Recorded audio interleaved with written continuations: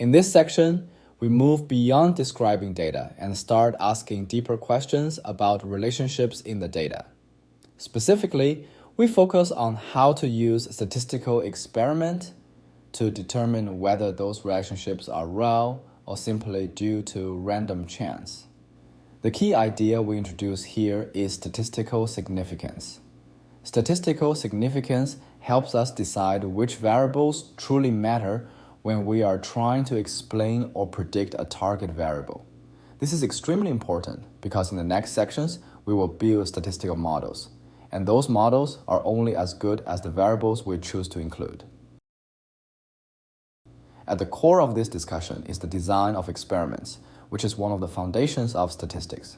Experimental design is used across almost every research field, from medicine and psychology to business analytics and data science.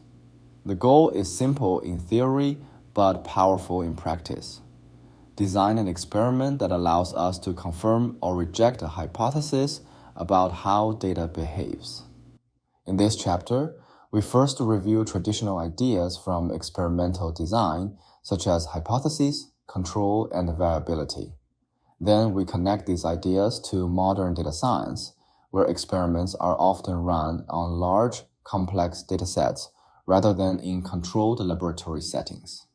This introduces new challenges, such as noisy data, confounding variables, and unintended bias. Whenever you see the term statistical significance, it usually appears within what we call the classical statistical inference pipeline. This pipeline starts with a question, moves through data collection and experimental design, applies statistical tests, and ends with a decision based on probability.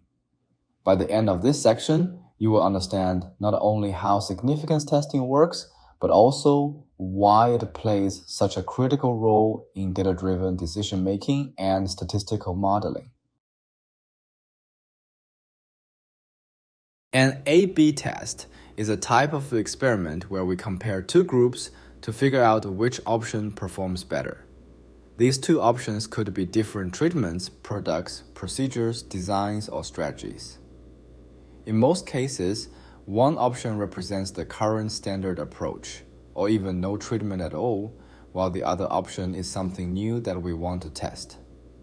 When one group receives the standard treatment or no treatment, we call that group the control group. The other group is called the treatment group. A very common hypothesis in experiments is that the new treatment performs better than the control. But without a control group, it is impossible to know whether any observed difference is truly caused by the treatment or by outside factors such as random variation, timing, or environmental influences. The purpose of including a control group is to make the comparison fair. Both groups are exposed to the same conditions in every way, except for the treatment itself. This allows us to isolate the effect of the treatment and make a more reliable conclusion about whether it actually works. A/B testing is especially popular in web design and marketing because results can be collected quickly and measured very precisely.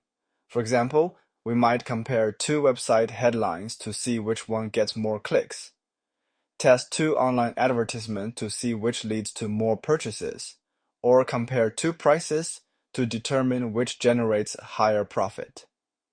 The same idea also applies outside of a digital environment. Researchers might compare two soil treatments to see which leads to better seed germination, or test two medical therapies to evaluate which one more effectively suppresses a disease. In all of these cases, the structure of the experiment is the same. In a proper A/B test, subjects are assigned to either Group A or Group B. A subject could be a person, a plant seed, or a website visitor. Ideally, this assignment is done randomly. Random assignment is critical because it helps eliminate bias and ensures that the two groups are comparable before the treatment is applied. In addition to proper assignment, it is important to carefully select the test statistic or metric used to compare Group A and Group B. One of the most common metrics in data science is a binary variable, such as whether a conversion occurs. Hypothesis testing, also called significance testing, is a core tool in statistics used to decide whether an observed result is likely due to random chance or reflects a real effect. In many experiments, especially A/B tests, we start with a clear hypothesis, such as whether option B performs better than option A. After collecting data from both groups, any difference we observe can come from only two sources: random variation in how subjects were assigned, or a true difference between the treatments. A statistical hypothesis test provides a formal way to evaluate this uncertainty. It measures how likely it would be to see a difference this large if there were actually no real effect. This helps us decide whether the evidence supports a meaningful difference or whether the result could reasonably be explained by chance alone. When we run a hypothesis test, we start from a very cautious mindset. Humans tend to see patterns even when differences happen purely by chance, so statistics forces us to be skeptical first. Because of this, we begin with a baseline assumption called the null hypothesis. The null hypothesis says that there is no real difference between the groups or treatments we are comparing. Any difference we observe is assumed to come from random chance, not from a true effect. For example, in an A/B test, the null hypothesis would say that treatment A and treatment B perform the same. The goal of a hypothesis test is not to prove the null hypothesis is true, but to see whether the data provides strong enough evidence to reject it. If the observed difference is more extreme than what chance would reasonably produce, we then have grounds to question the null hypothesis. Alongside the null hypothesis, we always define an alternative hypothesis. The alternative hypothesis represents what we believe might be true if the null hypothesis is wrong. It describes the effect or difference we are trying to detect. For example, one alternative hypothesis may simply say that the group A is different from group B without specifying which one is larger. Another alternative might be more specific, such as saying that A is greater than B. In some cases, the alternative hypothesis may state that one treatment is at least a certain percentage better than the other. Together, the null and alternative hypotheses cover all possible outcomes. The way we define the null hypothesis directly determines how the hypothesis test is structured and how we interpret the results. In practice, hypothesis testing is about deciding whether the data support the alternative hypothesis strongly enough to reject the null. When we design a hypothesis test, one important decision is whether we use a one-tailed test or a two-tailed test. A one-tailed test is used when we care about the effect in only one direction, and this often happens in A/B testing, where option A is the current default and option B is a new alternative. We will only switch to B if it clearly performs better. So we want to protect ourselves from being fooled by random chance in favor of B. In this case, the alternative hypothesis is directional. For example, B is better than A. And we use a one-tailed test. A two-tailed test is used when we do not specify a direction in advance and want to detect any difference, whether A is larger or smaller than B. Here, we want protection from random chance in both directions. The null hypothesis says there is no difference, and the alternative says A is different from B. In short, if direction matters, we use a one-tailed test. If any difference matters, we use a two-tailed test. Resampling in statistics means repeatedly drawing samples from the data we already have, so we can understand how much randomness affects a statistic or a model's result. The two most common resampling methods are the bootstrap, which focuses on estimating reliability and uncertainty, and the permutation tests, which are mainly used for hypothesis testing when comparing groups.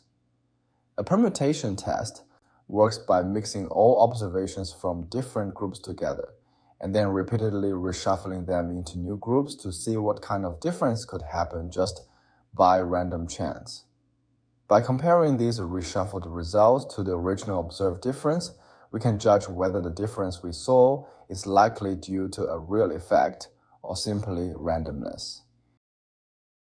Here I want you to focus on what this table is really telling us. We are comparing two pricing strategies, price A and price B, based on how many customers actually completed a purchase versus how many did not. Price A resulted in 200 purchases out of a little over 23,000 visitors, while price B resulted in 182 purchases out of a little over 22,000 visitors. When we convert these numbers into conversion rates, price A has a slightly higher conversion rate than price B, with a difference of about 0.0368%.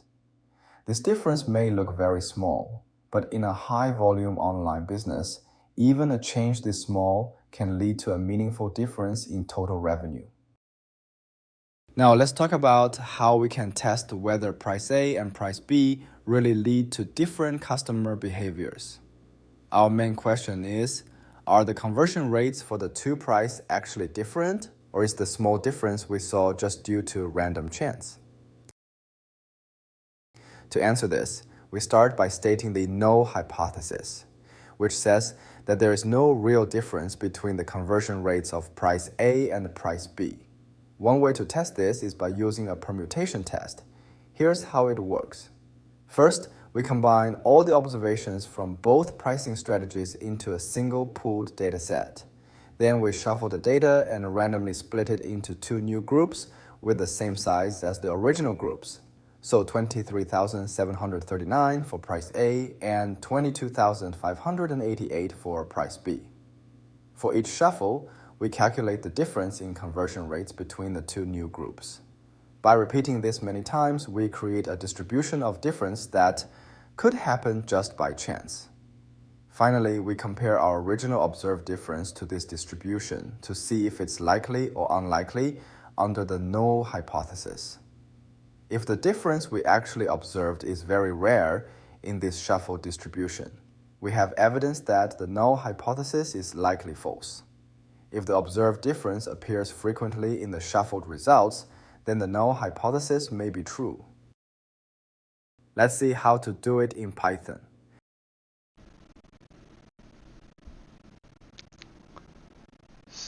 So firstly, we import some common packages.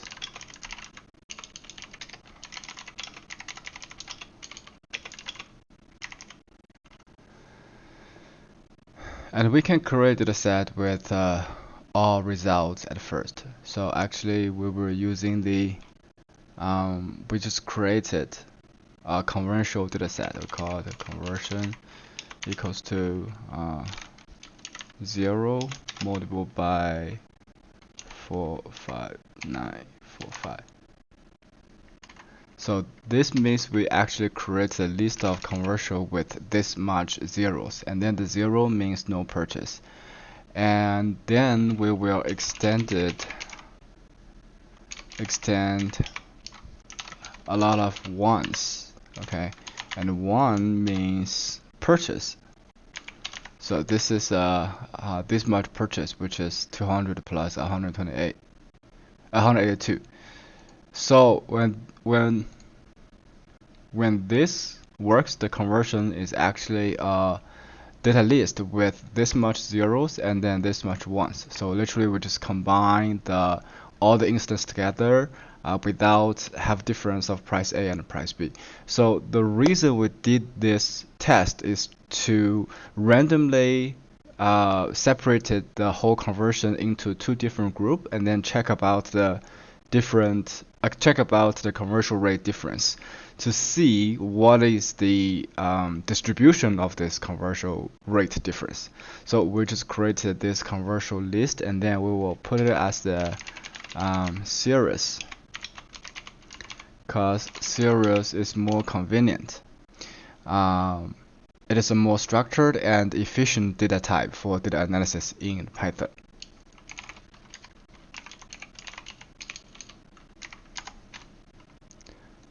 Big series. So then we can check the converse. So this is what the converse looks like. And then the next thing is we will apply this test, but let's show you how we separated this conversion dataset randomly into the two different groups without thinking about the price A or price B, right? So we can use the index. We can randomly set up the index. So if you see the table right here, this is actually the value. 0 is no purchase, 1 is purchase. Okay, and then this part, like before, on left side, this called index. So this is the index of each record. So what we can do is we can create a random dataset of the index in a range from 0 to amount of our dataset, amount of our records, to pick up the random amount of the dataset. So for example, I can create the column called index. Okay, so index A, it is equals to random sample. Okay, range. So the range will be, before I create a range, let me do this. So the range is actually the total amount of the the dataset that we have. Okay, so which is this much plus this much. All right, and then we will using what is the amount of the price A. Okay, so this is all right, and then we need to import the random package. Port random. Okay, so this actually means we pick up this much number from this range. Alright, so I can give you a quick example. For example, I will see if I have a range 10. So range 10 is from 0 to 9. Okay, list.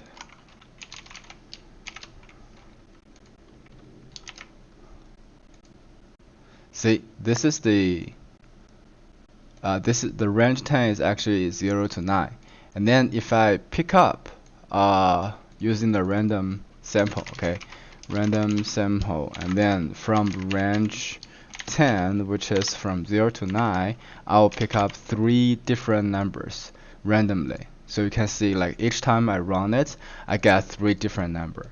Okay, so it's the same thing. This is the amount of the data we have in this data set, and this is the amount of the number we want to pick up, because this actually match the amount of the price of the amount of instance in the price A. Okay, so this is, if we check this one, and then we can see how index A looks like. So these are all index, so which means we will pick up the number that match with index like this. All right, and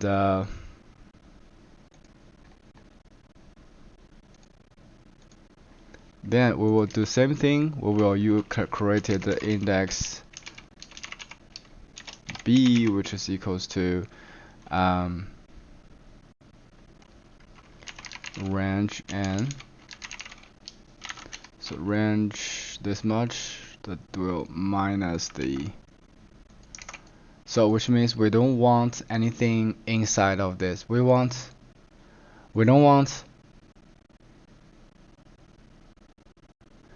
want any number other than index A, right? So we can using the minus, but the minus only works as the set. So what we will do is we will set the index A at first to make them as a data set. Okay, so data set looks similar, but it can use to the calculation. If you remember in the first class, It's similar to list, but the thing is the set has to be not duplicated. So we're using set, and the set we can do the calculation, okay, or the operation, the calculation. So we can use in the set of the same amount of the range and minus index A. So it will looks like that. All right, so we can print the index A and we can print index B, so you can have a check about it. Yeah, so this is a similar like index B. Okay, they're similar to index A, but they are not. They're not at the. They're not duplicated with each other. There's no common index between index A and index B. And so the next step, what we will do is, since we have randomly pick up the index A and then index B, so next step is we're gonna create it.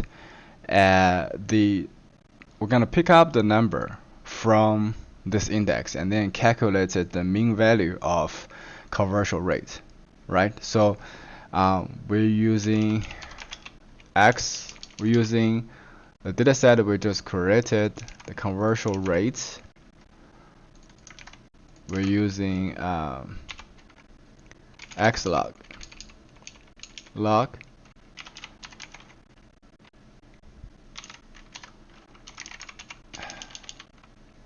list index B. Okay, and so this one is actually we pick up the values of the index the B and randomly based on the index. So you can tell the index is not sequential. Okay, so which means this is a totally this much index, and then we want to calculate the mean of this one. So we can know that this is the mean, so which means the conversion rate of the group of price B is this much. Okay, so about like 8.3%. And then we can also calculate the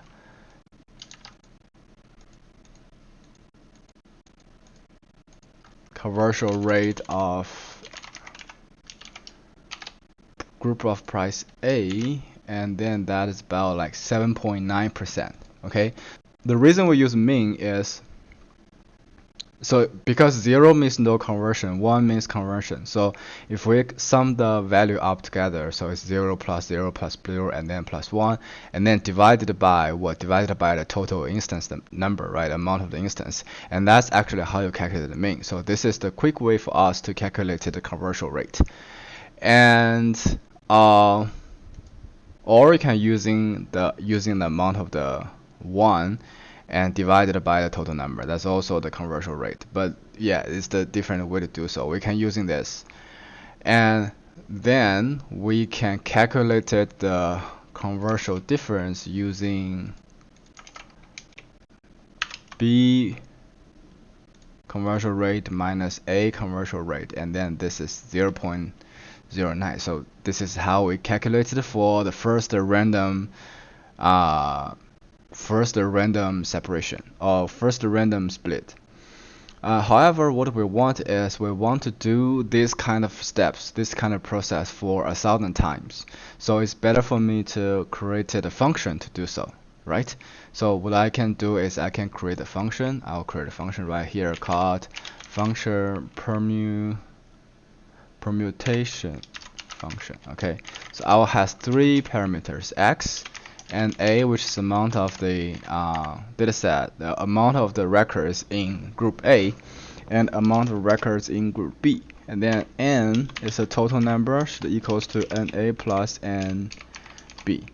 And then I will create index B, because I will using index B to minus index A. So I calculated minus B at first.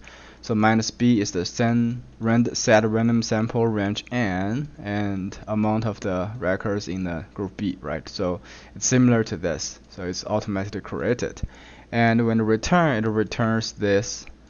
It's not conversion data set. We actually set up our data set as X, right?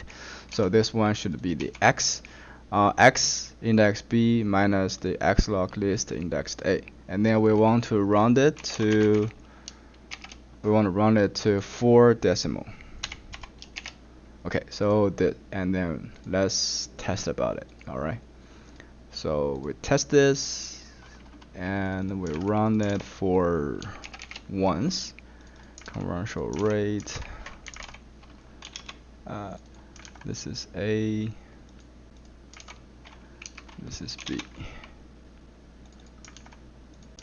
Okay.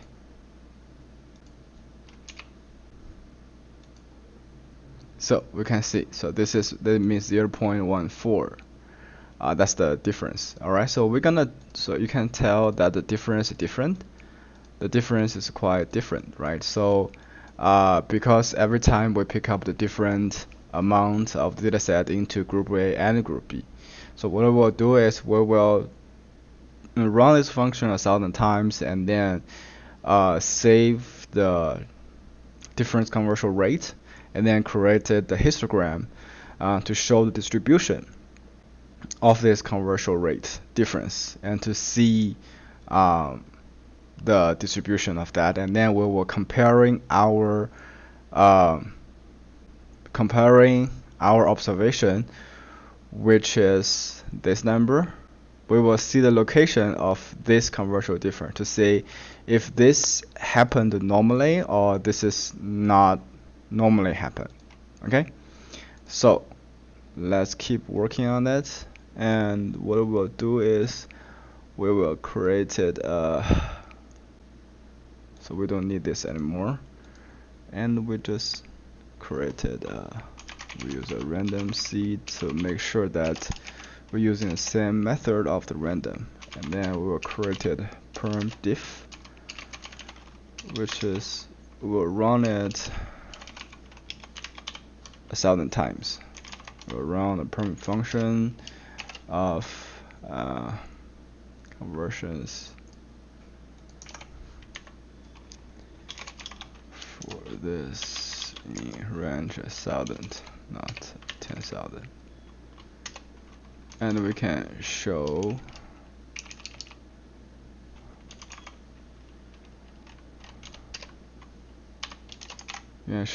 the how it looks like. So it's actually running for 1,000 times.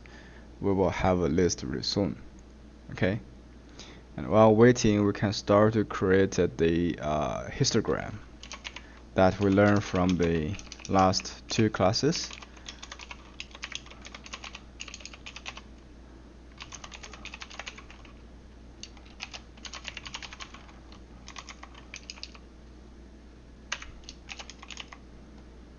Yeah, I need to import the packages.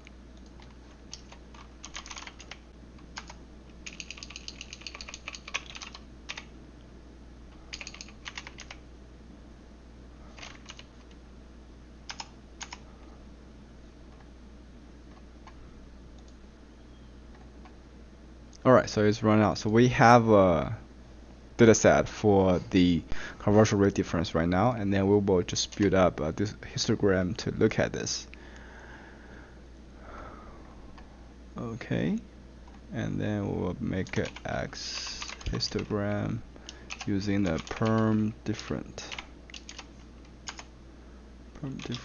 We set up the bin as 11 and the width between each one is 0.9, and we will create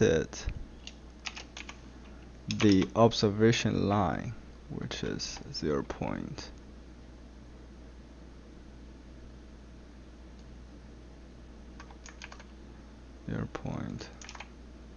This much. Okay, color equals to black, and line width equals to 2. And we will create the text right here at this position as observed observed difference with V-box, like this is the box line.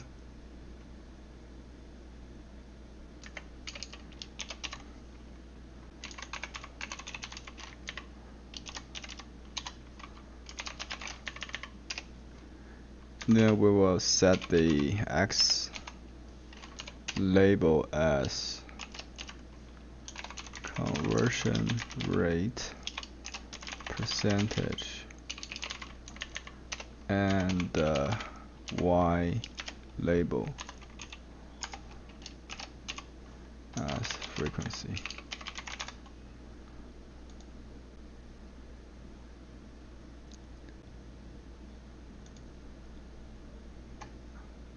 Oh, this is too big.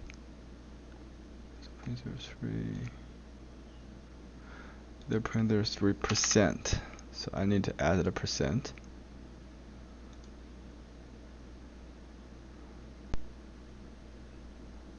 Oh, it's too small. It's too small, so I will change it a little bit. So I will make this difference as using 100 to multiply by it, so that we will see a quite large graph. It's gonna be convenient for us to view it because this is too small.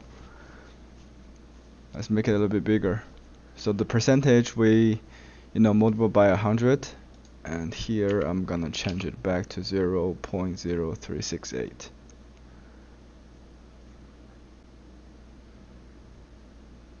We're still waiting it to run.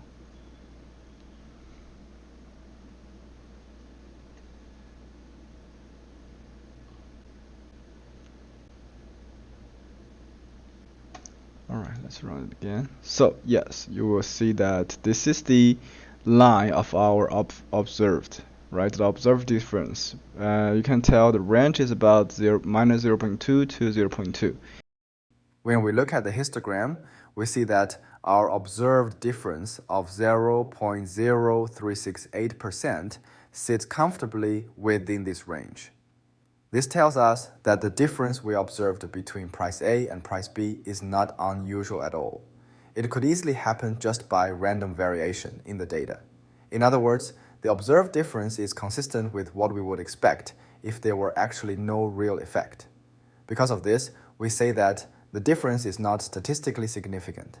It doesn't stand out from the normal fluctuations caused by chance, and there is no strong evidence to suggest that the pricing strategies actually lead to different conversion rates.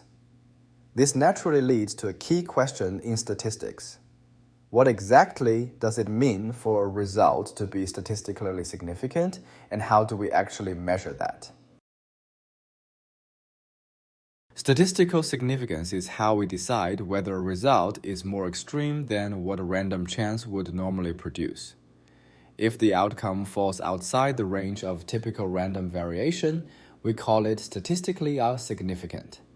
This gives us a structured way to judge whether what we are seeing in the data is likely real or just noise from randomness. Chance variation is simply the natural randomness that exists in all data. For example, if you flip a fair coin many times, you might see more heads than tails just by chance.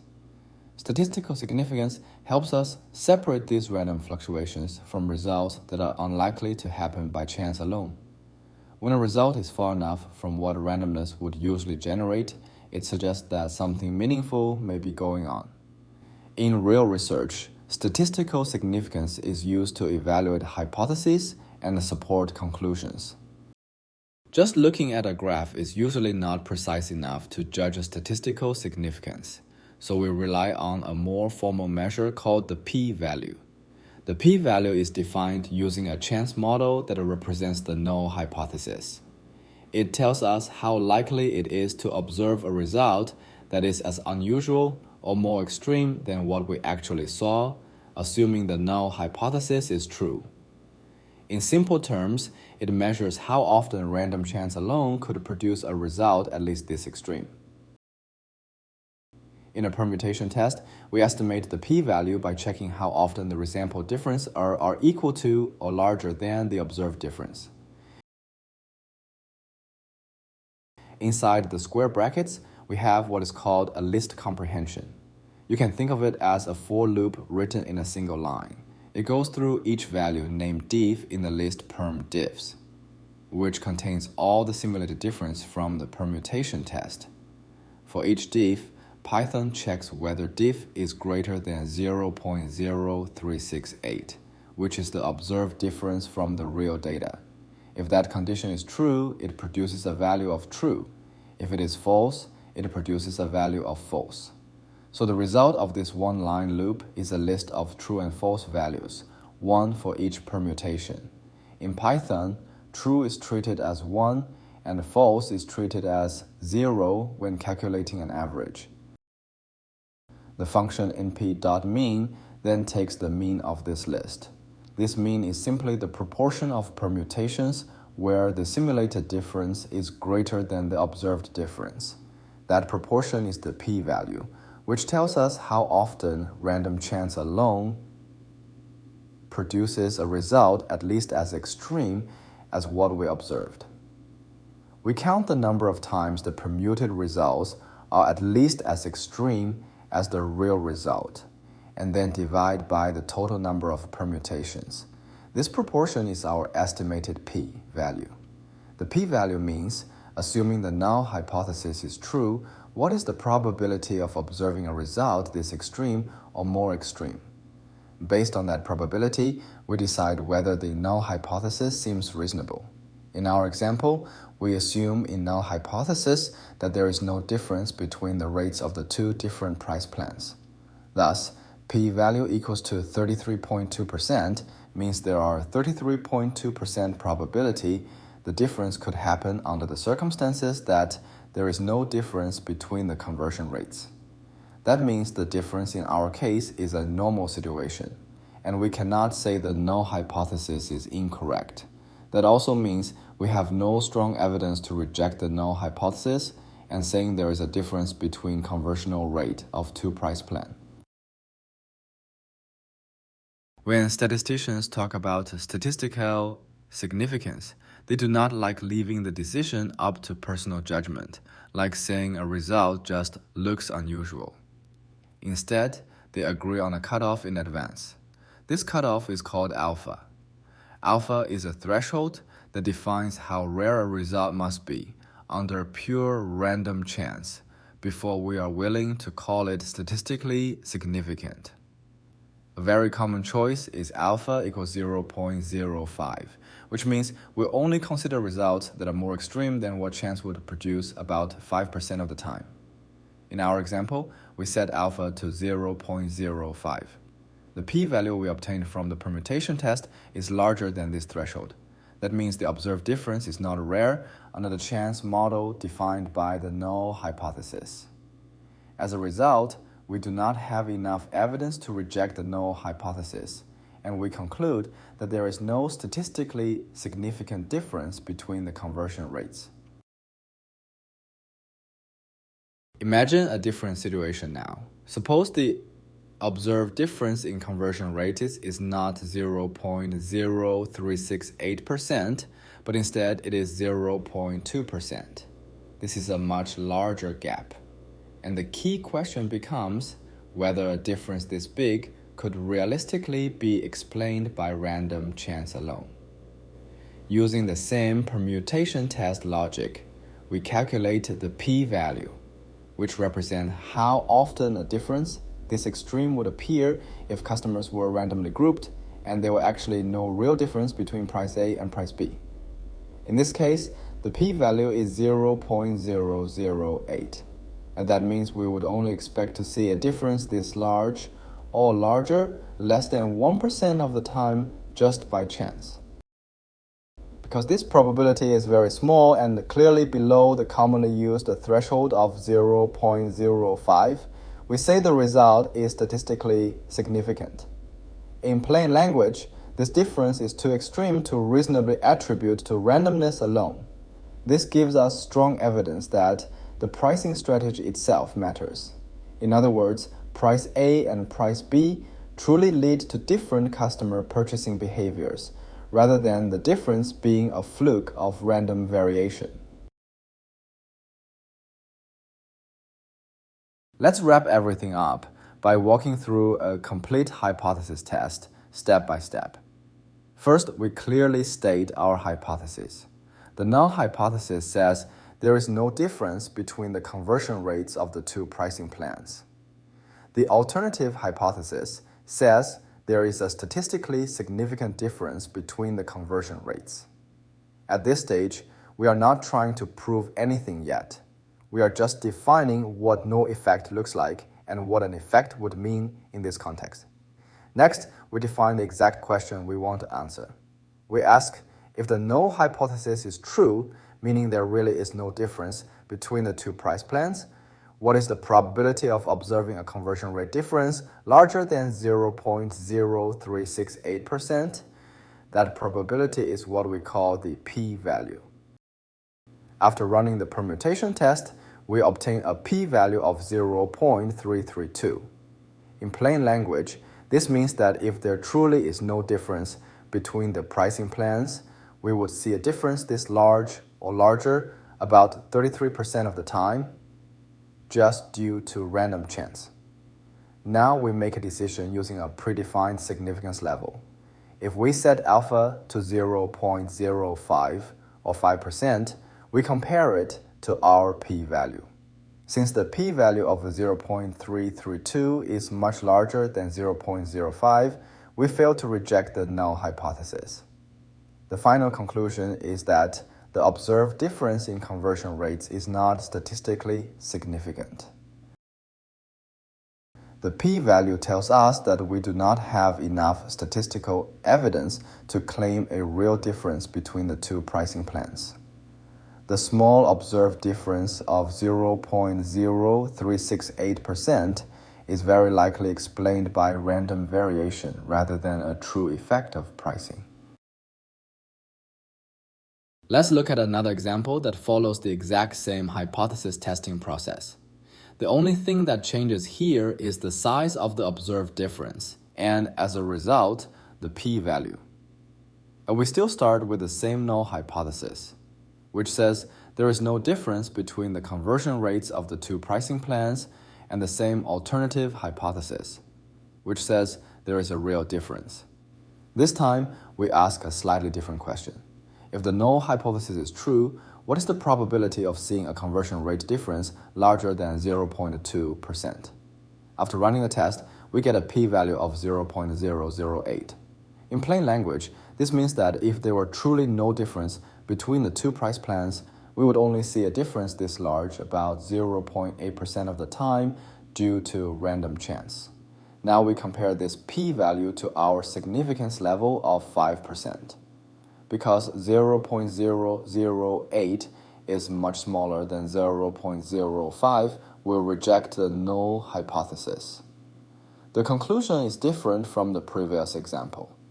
Here, the difference of 0.2% is statistically significant, which suggests that the pricing plans do have a real effect on customer conversion behavior rather than the result being driven by random variation. When we talk about the statistical significance, it is important to understand that mistakes can happen. There are two main types of errors in hypothesis testing. A type 1 error happens when we think we found a real effect, but in reality the result is just due to random chance. In other words, we reject the null hypothesis even though it is actually true. This is like a false alarm. A type 2 error is the opposite situation. So this happens when there really is a true effect, but our test fails to detect it, so we do not reject the null hypothesis. In practice, a type 2 error often means our sample size is too small or the effect is too subtle to show up clearly in the data. When a p-value is larger than our significance level, we're not saying there is no effect at all. We are really saying that the effect has not been proven with the data we have. Because of this, hypothesis tests are mainly designed to protect us from being fooled by random chance. That is why they focus more on controlling type 1 errors. We would rather be cautious and miss a real effect than confidently claim an effect that does not actually exist. Numerous types of significance tests exist, depending on whether the data comprise count data or measured data, the number of samples, and what's being measured. A very common significant test is the t-test, named after the student's t-distribution. W.S. Gossett originally developed it to approximate the distribution of a single sample mean. The student's t-distribution is used when the sample size is small, typically less than 30. The population standard deviation is unknown, and the data is assumed to be normally distributed or approximately normal. T-test works perfectly for two value groups. However, imagine we are comparing multiple groups, not just two, like in a simple A-B test. For example, we have 4 web pages, A, B, C, and D, and we want to know which page keeps visitors engaged the longest. Each visitor is randomly assigned to one page, and we measure stickiness as the number of seconds they spend on that page. Each column in our table is independent, meaning the first visitor on page 1 has nothing to do with the first visitor on page 2, and so on. Now, with just 2 groups, it is easy. We compare the means and see the difference. But with 4 groups, things get trickier. There are 6 possible pairwise comparisons: page 1 versus page 2, page 1 versus page 3, and so on.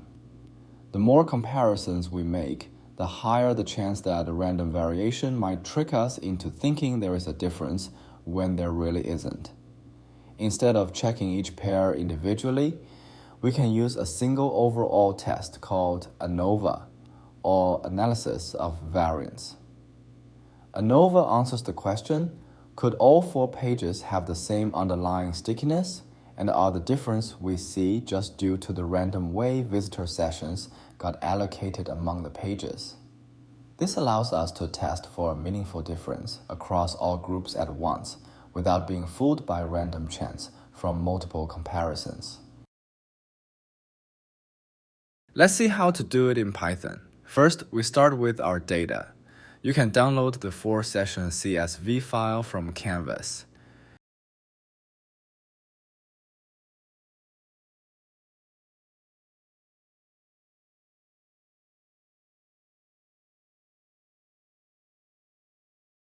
In this dataset, we have 4 web pages, each with session times, and we want to see if there is a difference in stickiness among them.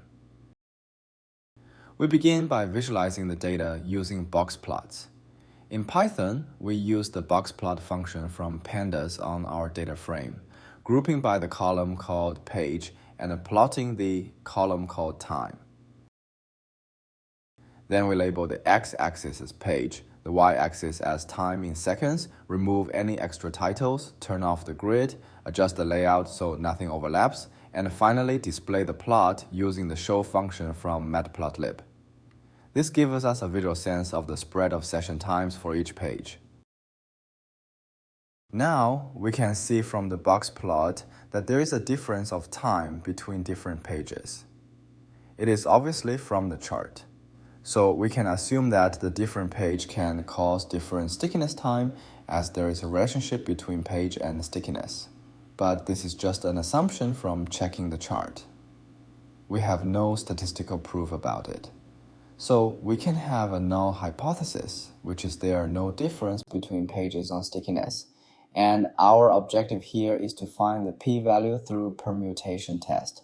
As if the p-value is less than 0.05, the default alpha, then we can reject the null hypothesis and saying yes, the page can cause different stickiness.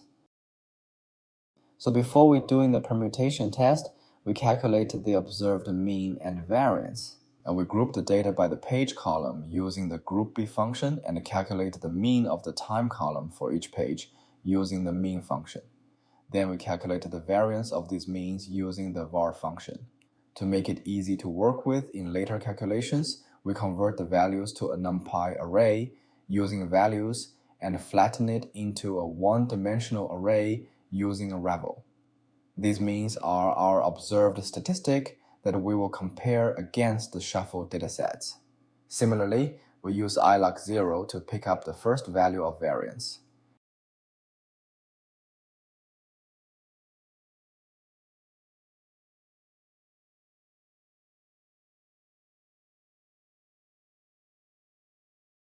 As the result of var function is a list of value and data type, and we only need to first one, so we use ILOC with index 0 to only select the first value. Now comes the core of the permutation procedure. We created and copied table for further analysis without changing the original one. Then we shuffle the time values using the random permutation function from NumPy and assign the shuffled values back to the time column. This creates a randomized dataset, which simulates the null hypothesis that there is no real difference among the pages. After shuffling, we calculate the mean and variance for each page in the same way as before. Since in permutation test, we normally calculate the mean and variance multiple times, it will be convenient for us to have a function to calculate the values. We call a function called perm_test with the data frame as input, which returns the means and variance after shuffling. We use the same way we calculated the observed value before, so we can copy-paste some codes.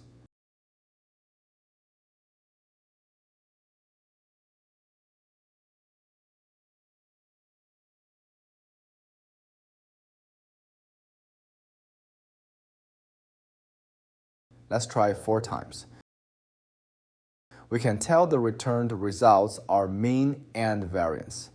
Mean is at the index 0 and variance is at the index 1.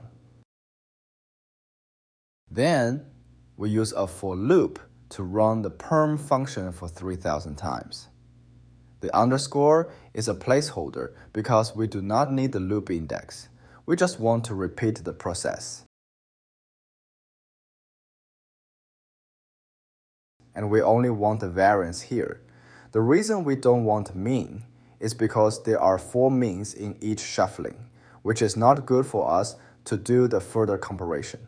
Since the variance is only value of each shuffling, so we can calculate the average variance and compare with observed variance to calculate the p-value. Furthermore, to optimize the code, we can write the for loop in one line and covered by the bracket, so that we can have a list of all variance called perm_variance.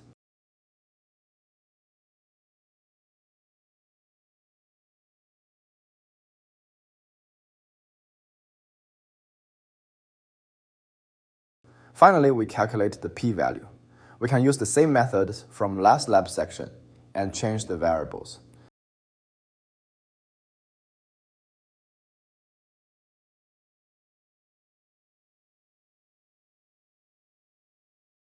So here, it means we find the variance from 3,000 times permutation test and pick up the variance that is more than observed variance.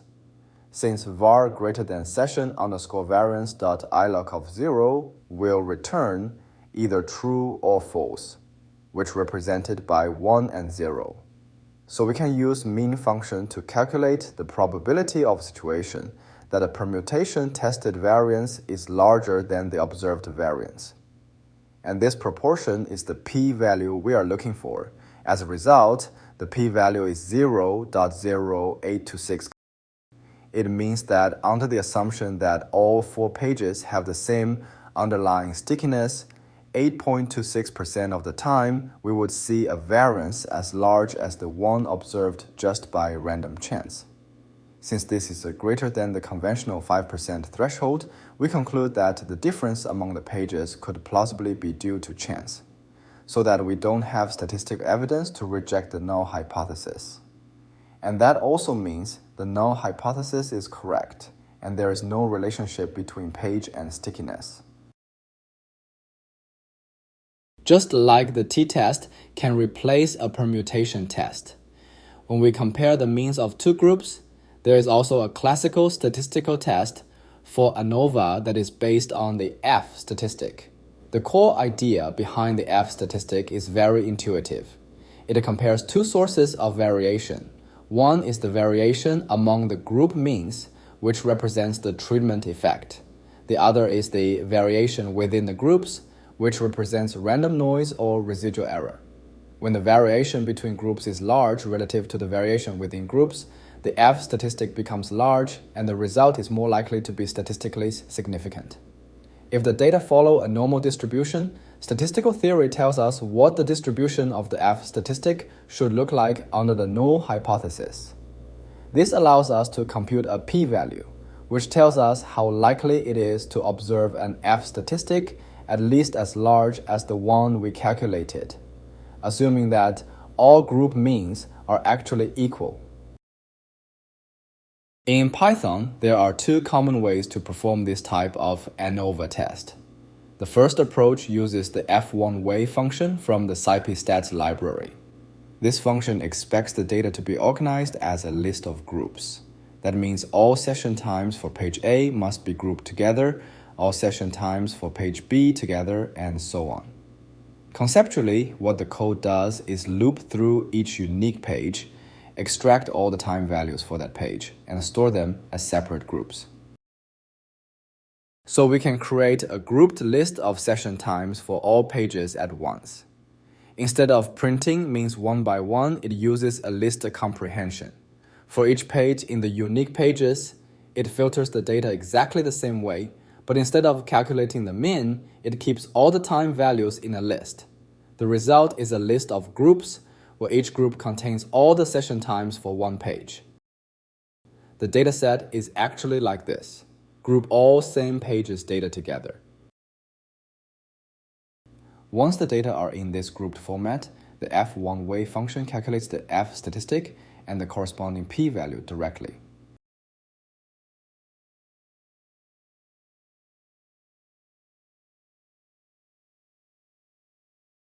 We can then print these values to see whether the difference among pages are statistically significant.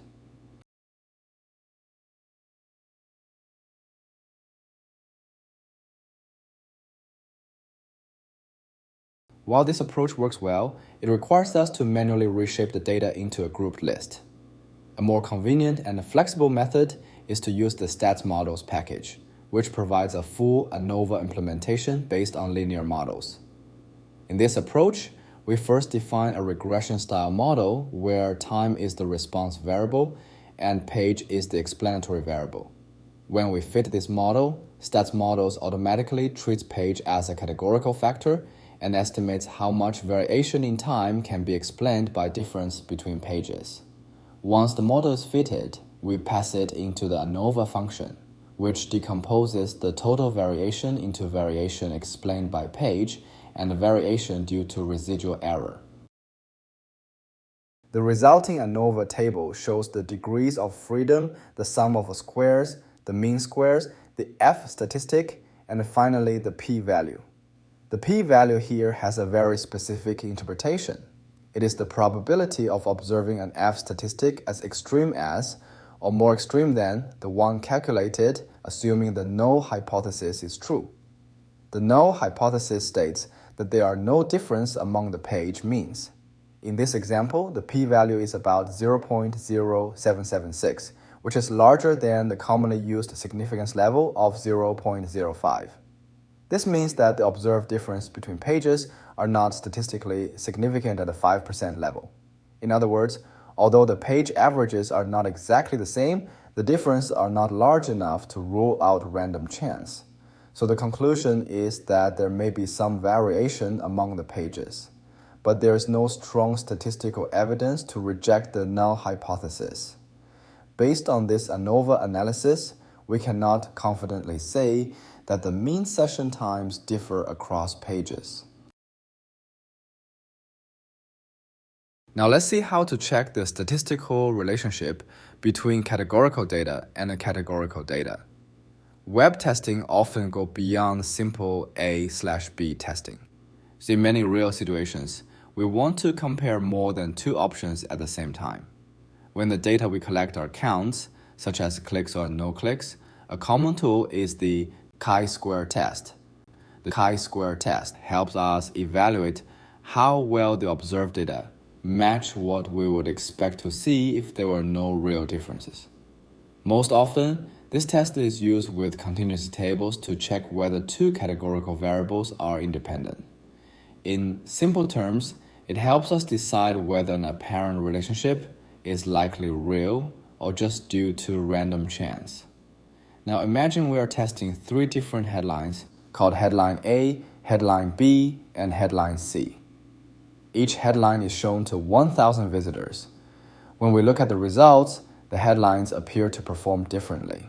For example, headline A generates nearly twice as many clicks as headline B.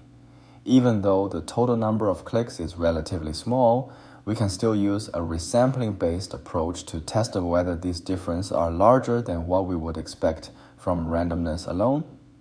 To do this, we first define the null hypothesis. The null hypothesis assumes that all three headlines have the same underlying click rate.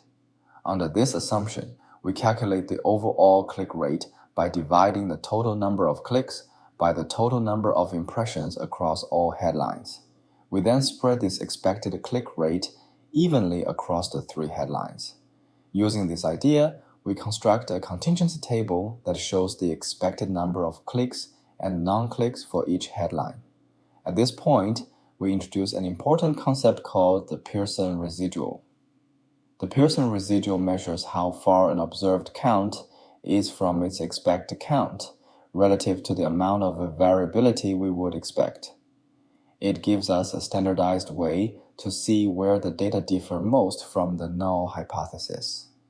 Conceptually, the Pearson residual is calculated by taking the observed count minus the expected count and then dividing by the square root of the expected count. For example, for headline A clicks, we subtract the expected number of clicks from the observed number of clicks and then divide that difference by the square root of the expected value.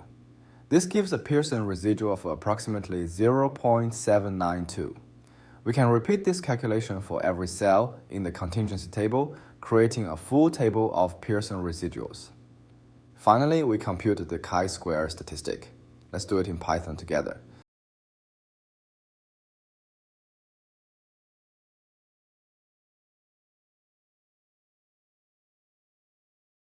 And we first define a custom chi-square function.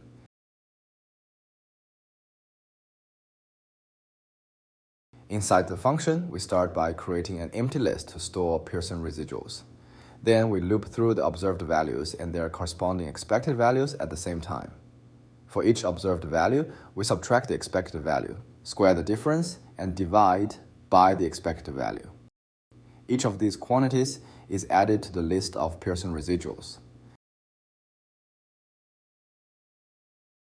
At the end of the function, we sum all the values in this list to produce a single chi-square statistic. And this is because the chi-square statistic is simply the sum of the squared Pearson residuals across all cells in the table. Each residual is squared and then all of them are added together. This single number tells us how far the observed data as a whole deviate from what we would expect under the null hypothesis. Before running the permutation test, we also need to compute the observed chi-square statistic from the real data. So download the click rate dataset from Canvas and drag into the Colab. Read the dataset and check if the data is correct.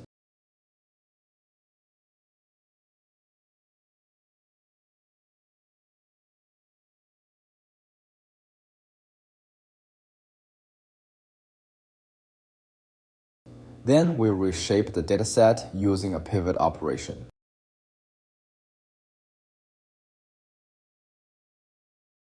We set the click indicator as the rows, the headline label as the columns, and the rate or count as the values.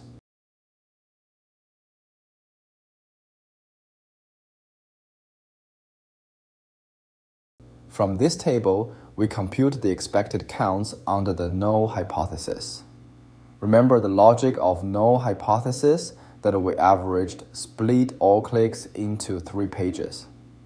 That is why we count 14 plus 8 plus 12, then divided by 3. Then whatever left are no clicks.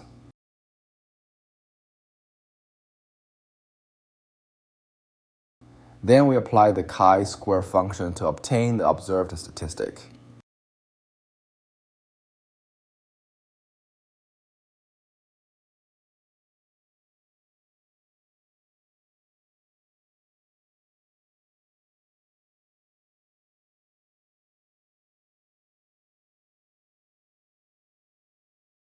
After computing the chi-square statistic, we find that its value is 1.666. The key question is whether this number is larger than what we would reasonably expect under a pure chance model. To answer this, we use a chi-square permutation test, which simulates what the data would look like if the null hypothesis were true. The logic of the permutation test is straightforward. First, we create a box that represents all outcomes under the null hypothesis. In this case, the box contains 34 ones to represent clicks and 2,966 zeros to represent no clicks. This reflects the total number of clicks and impressions across all headlines. Next, we randomly shuffle this box and draw 3 separate samples of 1,000 observations each. Each sample corresponds to 1 headline. For each sample, we count how many clicks appear. These shuffled click counts represent what we would expect to see if all headlines truly had the same click rate, and any difference were due to chance.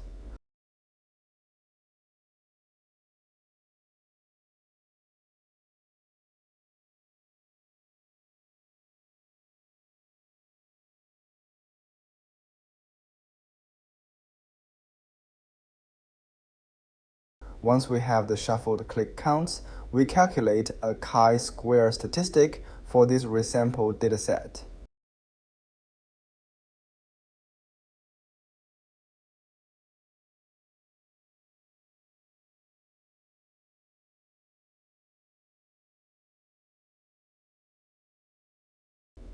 Now comes the resampling step.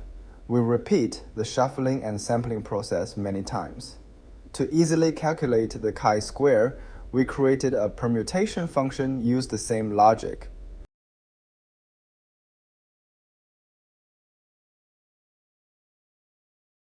So we just need to copy the code we did before and put them into this function, then return the resampled chi-square value.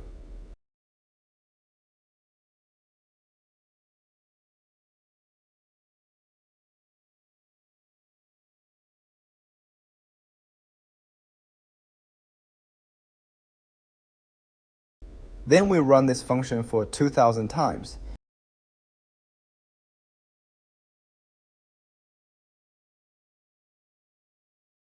Each time, we draw 3 groups of 1,000 observations, count the clicks, compute the chi-square statistic, and store the result. And this gives us a distribution of chi-square values generated entirely under the null hypothesis. Finally, we calculated the p-value. The p-value is the proportion of resampled chi-square statistics that are greater than or equal to the observed chi-square value of 1.666.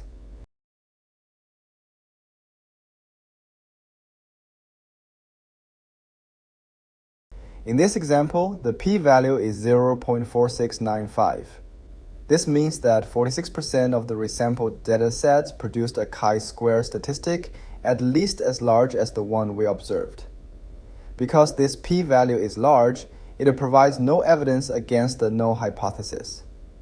In plain language, the observed difference in click rates among the 3 headlines are well within what we would expect from random chance alone.